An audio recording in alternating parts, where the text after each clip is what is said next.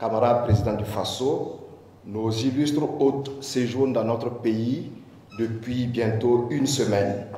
Ils sont venus communier avec nous dans le cadre des activités de la 38e commémoration de l'assassinat odieux et ignoble du capitaine Thomas Sankara. Ils sont mus par une conviction qui est que l'héritage du président Thomas Sankara reste aujourd'hui plus que jamais une boussole pour la jeunesse africaine et mondiale.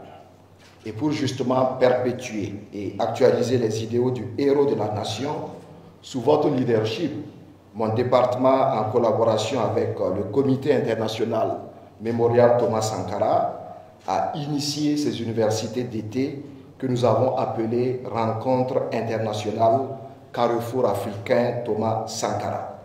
En marge donc de ces rencontres, il y a également eu le Festival international panafricain, FIPA, et l'ensemble des participants sont venus, ils ont eu des riches échanges et ils ont établi des ponts entre la révolution démocratique et populaire et bien entendu la révolution progressiste populaire que vous conduisez avec courage, créativité et dignité.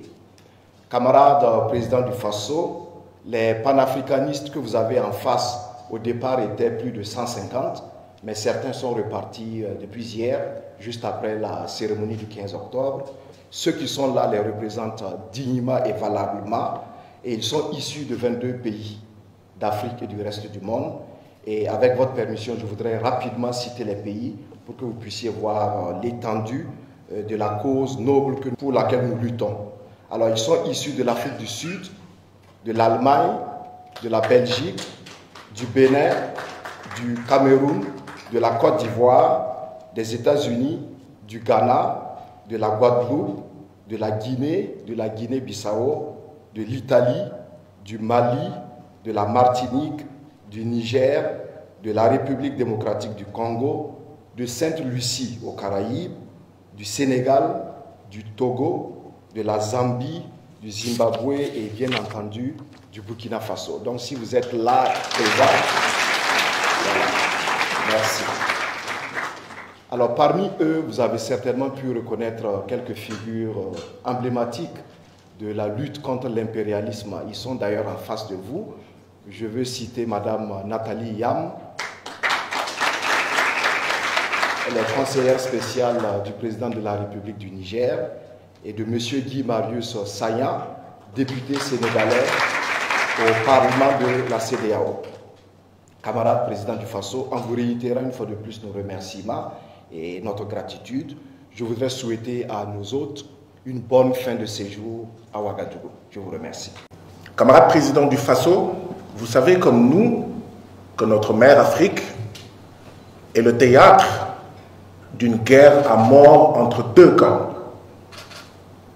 Le camp de celles et ceux qui ont choisi le néocolonialisme, qui ont choisi d'être le suppôt de l'impérialisme, qui acceptent que nos pays ne soient rien d'autre sur la planète Terre que des réservoirs de matières premières et des marchés pour les produits finis du centre du système capitaliste, est notre camp, votre camp, le camp que vous avez choisi, le camp que vous dirigez de manière fort admirable, cher camarade président du Faso, capitaine Ibrahim Traoré. Ces deux camps s'affrontent à mort. L'impérialisme, comme le disait le camarade président Thomas Sankara, et Diap est un très mauvais élève. C'est pourquoi, malgré la victoire obtenue ici au Burkina, il ne va jamais s'avouer vaincu. Il va tout faire, il va revenir, il va manipuler, il va tenter de corrompre, il va tenter d'assassiner. Ici au Burkina, au Mali, au Niger et ailleurs. C'est pourquoi nous vous remercions, chers camarades, président du Faso, capitaine Ibrahim Traoré, pour avoir compris qu'il fallait mettre tous les atouts de notre côté, dans notre camp. Et mettre tous les atouts de notre côté, c'est comprendre qu'il faut armer, réarmer, politiquement, idéologiquement, moralement, les soldates et les soldats de notre camp révolutionnaire. Merci d'avoir compris cela et d'avoir compris qu'il nous faudrait des milliers, des millions de capitaine Ibrahim Traoré si nous voulons gagner. Ce qui passe par la formation. Et c'est pourquoi c'est avec énormément d'honneur, de bonheur et de plaisir que nous sommes venus ici au Burkina Faso, que nous y sommes chez nous depuis une semaine dans le cadre des rencontres internationales Carrefour africain Thomas Sankara. Merci pour votre accueil. Nous avons été très bien accueillis par votre gouvernement, camarade président du Faso, et c'est l'occasion, au nom de tout le gouvernement, de remercier, de féliciter, de saluer, d'encourager le camarade ministre de la Communication qui a déployé tous les moyens pour un excellent accueil, pour un excellent séjour. Certains d'entre nous, pour ne pas dire tous, ne sont même pas pressés de rentrer. Et n'eût été... Nous sommes chez nous ici. Donc, merci pour cet accueil, merci pour ce séjour. Dans le cadre de cette université d'hivernage, il a beaucoup été question d'impérialisme, d'anti-impérialisme, de néocolonialisme, de souveraineté, de justice, de dignité, d'écologie décoloniale, de comment utiliser les nouvelles technologies de l'information et de la communication au service de notre cause et ne pas en être de simples suivistes, de simples consommateurs, ce qui risque d'aggraver notre statut d'opprimé, notre statut d'aliéné. Et les participants ont montré un grand intérêt. Je puis vous l'assurer, camarades présidents du Faso, ont montré un très grand intérêt à travers leurs questions, à travers leurs contributions, à travers leur assiduité, à travers leur ponctualité. Et c'est tard que nous terminions. Souvent, j'étais très fatigué et je voulais faire l'école buissonnière, tellement le rythme était soutenu, tellement les participants nous criblaient de questions, montraient leur envie de comprendre, de mieux comprendre, d'apprendre, d'apprendre, encore apprendre. Merci pour cette opportunité, camarade président du Faso. Et donc, au terme de cette semaine de réflexion, de discussion, d'échange, de formation, d'armement et de réarmement politique et idéologique, un manifeste a été élaboré. Donc, c'est le résumé de ce manifeste que je vais vous présenter pour ne pas trop abuser de votre temps, que nous savons très précieux. Et nous sommes heureux et satisfaits de comment vous gérez ce temps à servir exclusivement le peuple du Faso, les peuples de l'AES, les peuples tout simplement de l'Afrique. Résumé du manifeste de la jeunesse africaine pour un nouveau panafricanisme. Préambule, l'appel d'une génération. Les révolutions, en tant qu'individus, peuvent être, les révolutionnaires plutôt, en tant qu'individus peuvent être assassinés, mais pas leurs idées. Je viens de citer le camarade président Thomas Sankara. Nous, jeunesse d'Afrique, héritiers des rêves et des luttes de nos prédécesseurs, nous nous levons pour affirmer notre engagement envers un nouveau panafricanisme. Dans l'esprit de Thomas Sankara, Kwame Nkrumah, Jomo Kenyatta, Patrice Lumumba et d'innombrables révolutionnaires anonymes, nous déclarons que le moment est venu pour un réveil radical de la conscience africaine de l'unité et de l'action. Ce manifeste n'est pas un document d'intention, c'est une déclaration de mouvement. Il est né de l'urgence de notre époque. Crise climatique, dépendance économique, aliénation culturelle et érosion de notre mémoire historique. Nous refusons d'être de simples témoins, de passifs spectateurs. Nous choisissons d'être les architectes actifs d'une Afrique libérée, unie et souveraine. Fondation, mémoire, identité et solidarité révolutionnaire. la mémoire comme facteur de résistance. Nous honorons la mémoire de nos prédécesseurs, non comme une nostalgie, mais comme la boussole. La décolonisation de nos esprits commence par la réappropriation de notre histoire. La jeunesse africaine exige l'intégration de l'histoire et de la philosophie africaine à tous les niveaux de l'éducation, soutient la création et la promotion de plateformes qui préservent les traditions orales, les savoirs endogènes et les archives révolutionnaires, célèbre les devanciers à l'image de Thomas Sankara, non comme des icônes, mais comme des modèles d'intégrité, d'engagement, de courage et de service. C'est pourquoi nous faisons nôtre cette assertion de Thomas Sankara. Les ennemis d'un peuple sont ceux qui le maintiennent dans l'ignorance. Solidarité révolutionnaire. La solidarité n'est pas de la charité, c'est une lutte partagée.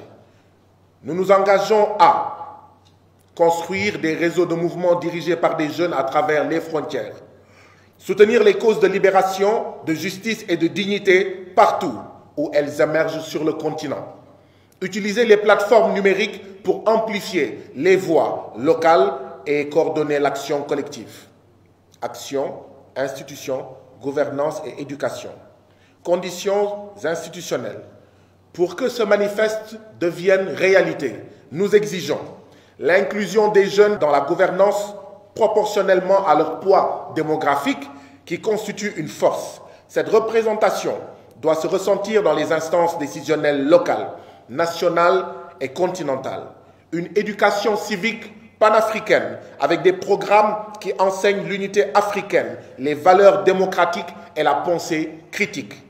Des institutions responsables, des systèmes transparents qui servent le peuple et non des intérêts égoïstes et étrangers. L'éducation comme libération. L'éducation doit être émancipatrice. Nous appelons alors à un accès libre et équitable à une éducation de qualité à travers toute l'Afrique. Des investissements dans les domaines des STEM, sciences, technologies, ingénierie, mathématiques, ainsi que les arts et savoirs endogènes. La protection de la liberté académique et du militantisme étudiant. Conscience géopolitique. La jeunesse africaine doit comprendre et s'engager dans les dynamiques de pouvoir mondial. Nous devons résister aux modèles économiques néocoloniaux et aux pièges de la dette. Défendre les positions africaines dans les instances internationales. Construire des alliances stratégiques fondées sur le respect mutuel et la souveraineté. Vision, valeurs, aspirations et voies à suivre. Valeurs fondamentales. Nous affirmons les valeurs suivantes comme piliers de la nouvelle Afrique. L'intégrité à travers un leadership fondé sur la vérité et le service. La solidarité pour l'avènement d'une unité sincère et réelle au-delà des frontières, des tribus et des langues. La créativité pour parvenir à une innovation qui reflète les réalités et les rêves africains. Aspiration pour le moyen terme. D'ici la prochaine génération, nous voyons une Union africaine pleinement intégrée avec l'effectivité d'une libre circulation des personnes et des biens ainsi qu'une monnaie commune. Des entreprises dirigées par des jeunes comme moteurs du développement durable. Une renaissance culturelle qui redéfinit l'identité africaine dans le monde. Engagement final. Nous faisons le serment d'agir et non d'attendre, de construire et non de mendier, de nous souvenir et non d'oublier. Ce manifeste est notre serment au continent et à nous-mêmes, comme disait Thomas Sankara, osons inventer l'avenir. Enfin, enfin, enfin. Camarades, bonjour. Très heureux et très ému de vous recevoir ce matin. Et je tiens à vous dire merci à tous qui avez fait le déplacement de Ouagadougou pour nous soutenir, nous honorer et nous accompagner dans cet événement qui n'est pas forcément heureux, mais un événement interpellateur. Et je pense que vous avez donné du sien pour que ce soit un succès. Cette université qui a été organisée n'est que la petite partie de ce que nous souhaitons voir en Afrique. Seul l'éveil des consciences par l'instruction pourra nous amener à pouvoir soutenir nos révolutions et changer le visage de l'Afrique.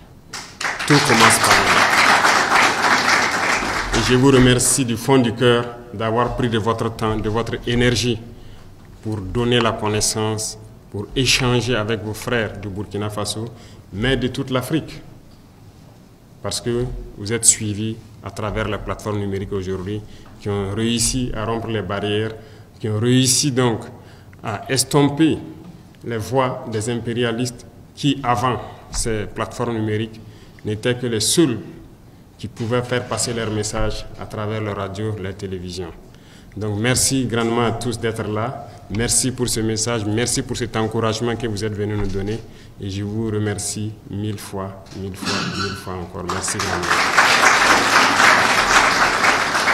Je pense qu'aujourd'hui, tout le monde doit comprendre que l'ordre mondial, comme vous l'avez si bien dit, il n'y a que deux camps. Et chacun devra choisir son camp. Ceux qui prétendent être neutres, soit n'ont absolument rien compris, ou ont peut-être le cerveau éteint. Il faut le dire clairement. Il n'y a pas de neutralité possible. Il y a les oppresseurs et il y a les opprimés. Et en tant que révolutionnaire, un révolutionnaire aime tous les peuples. La preuve, ils sont nombreux à venir d'autres continents pour appuyer, pour nous aider dans ce combat. Parce que toute personne qui aspire, tous les peuples qui aspirent à cette liberté, à ce développement, à cette harmonie, à cette union que nous voulons entre les peuples du monde, sont unis par les liens de la révolution. Voilà pourquoi il n'y a pas de barrière et un révolutionnaire aime les peuples. Partout où il y a l'oppression, partout où il y a des peuples qui sont dominés par d'autres individus, les révolutionnaires doivent pouvoir donner de la voix. Et merci donc à vous qui êtes venus du continent européen, américain, un peu partout, pour nous soutenir, parce que la cause de Thomas Sankara, certes, le 15 octobre 1987, on a cru avoir assassiné l'homme et ses idées. On a tenté de détruire toutes les archives, même en passant par notre télévision nationale. Les gens ont essayé de détruire tout ce qui pouvait exister. Ils sont témoins, vous pourrez passer à la RTB les demander. Toutes les boîtes d'archives ont été vidées, essayer d'effacer totalement les faits de Thomas Sankara. Dieu merci, certains ont pu conserver beaucoup de choses de lui. Aujourd'hui, plus que jamais, on se rend compte que l'homme, oui, la chair s'en est allée, mais l'esprit demeure sur le monde. Et le combat continue. Aujourd'hui, beaucoup de chefs d'État africains se cachent derrière une soi-disant démocratie, fabriquée à l'africaine, essayant de copier peut-être leur maître impérialiste. Mais aujourd'hui, la démocratie montre ses limites. Elle s'est développée, elle atteint son apogée. Aujourd'hui, elle est en déclin. Ça, il faut le reconnaître. Il faut que nous arrivions à fabriquer notre modèle. Et notre modèle, c'est africain. Et tel qu'ils le disent, si la signification du mot démocratie est telle qu'ils le disent, c'est que c'est né en Afrique.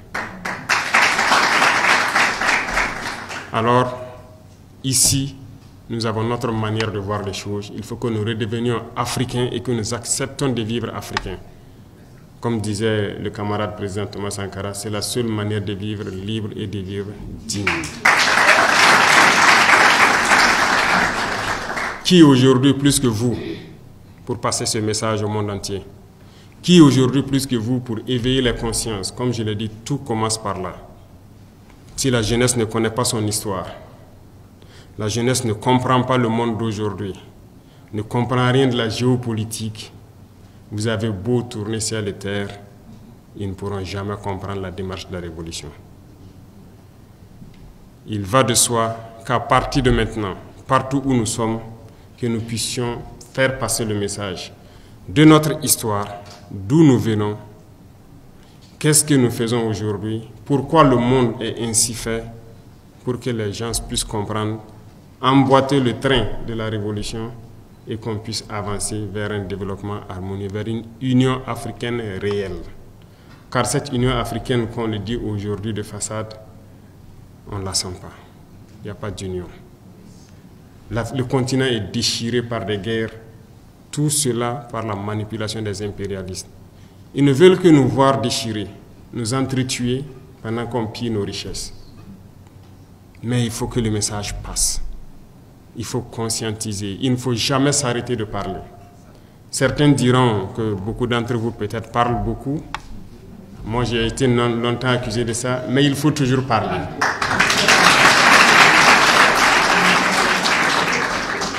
J'ai rencontré une fois le président vénézuélien. Il me disait, le père de la révolution, chaque jour il parlait à la radio. Et lui-même, qui était son fidèle, se demandait, mais pourquoi tous les jours il parle? Et Chavez l'a dit, il faut toujours parler pour que les gens comprennent le message et que le message de l'impérialisme ne puisse pas passer. Aujourd'hui, plus que jamais, lui l'a compris et il était venu juste pour m'encourager de continuer à parler. Pendant que sur le continent, nos frères, peut-être qui n'ont encore rien compris, nous disent qu'on parle trop.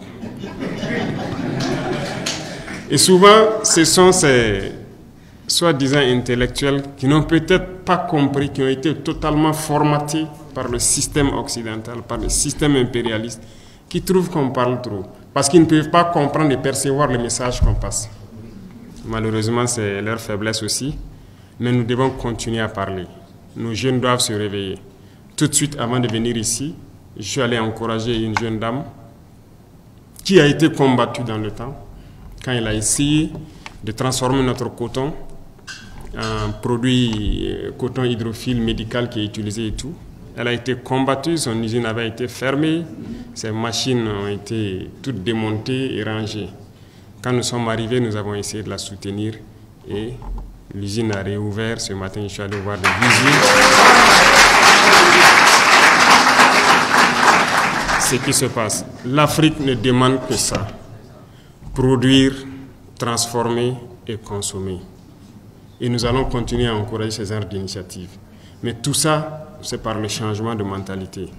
Et aussi, je dirais, en forçant la main à certains. Et c'est là la révolution. Parce que le changement de mentalité dans la bourgeoisie est difficile.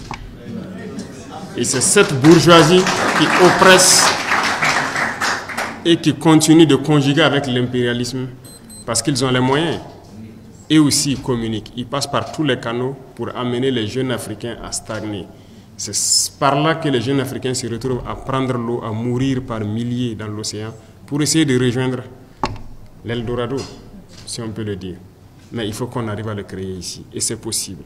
Nous nous sommes lancés dans cette révolution et je pense qu'aujourd'hui, pour l'Afrique, c'est le seul chemin qui puisse permettre de pouvoir se développer. Passé cela, je ne vois pas autre méthode qui puisse résister aux manœuvres de l'impérialisme et de ses valets locaux sur place. Vous ne pourrez pas avancer, ils mettront toujours des bâtons dans vos roues à travers les textes que les impérialistes eux-mêmes ont avancés, les ont amenés à développer, à travers les organismes, les institutions que les impérialistes nous ont aidés à mettre en place dans nos États. Il faut pouvoir casser tout ça pour que l'Afrique puisse ressurgir, s'unir et avancer. Les guerres nous ont trop déchirés. Parler des guerres, essayer de toucher leur cœur. Nous sommes en guerre au Burkina, nous connaissons d'où ça vient, nous nous battons. Mais quand nous regardons l'histoire de certains pays, ça nous déchire encore plus le cœur. Le Soudan, le Congo, bref, il y en a assez, où des gens meurent par milliers, des frères se déchirent par longueur de journée. Ici, ce sont des individus manipulés par l'impérialisme, qui sont assis de l'autre côté, qui les envoient un peu d'argent, du carburant, des armes, des munitions, et ils tuent leurs frères. Ils gambadent à travers les campagnes, tués, sans même savoir pourquoi ils le font. Mais tout ça, c'est parce que les cerveaux sont encore éteints. Il faut que vous puissiez rallumer les cerveaux de beaucoup d'Africains pour qu'on puisse se réveiller. Et c'est sérieux.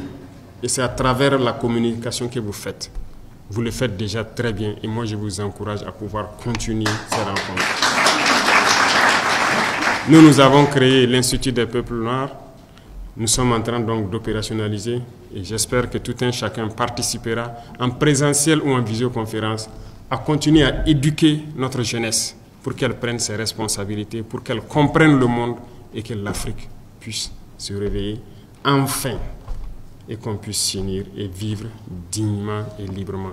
Et comme je l'ai dit encore, un révolutionnaire, il aime tous les peuples. Ce sont les politiques qui font souvent qu'on peut confondre les peuples. Mais les politiques ne doivent pas diviser les peuples. Et donc travaillons, peu importe la position où nous sommes, à unir les peuples et non à les diviser. Mais il faut que nous amenions d'une manière ou d'une autre les politiques à changer leur approche en Afrique. Et là aussi, nous allons continuer à parler, quitte à ce que ce ne soit pas diplomatique, mais nous allons le faire. Enfin, je vous remercie beaucoup. Nous pourrons passer toute l'année à parler, nous n'allons pas finir, mais il y a tellement de sujets, tellement de champs à labourer qu'il faut commencer, et il faut bien commencer par une partie. Donc je vous encourage à commencer maintenant le labour, et s'il plaît à Dieu, je suis persuadé que nous allons réussir à changer les choses en Afrique et que l'Union africaine soit une réalité. Bon courage à tous. Je prie Dieu que vous retournez tous sains et saufs dans vos pays respectifs, dans vos foyers respectifs. Que Dieu vous bénisse, que vous protège et que nous nous retrouvions encore pour la prochaine cérémonie et à d'autres occasions pour continuer à réveiller le continent, à nous unir et à nous rapprocher. Merci beaucoup à tous. Que Dieu vous protège. La patrie ou la mort.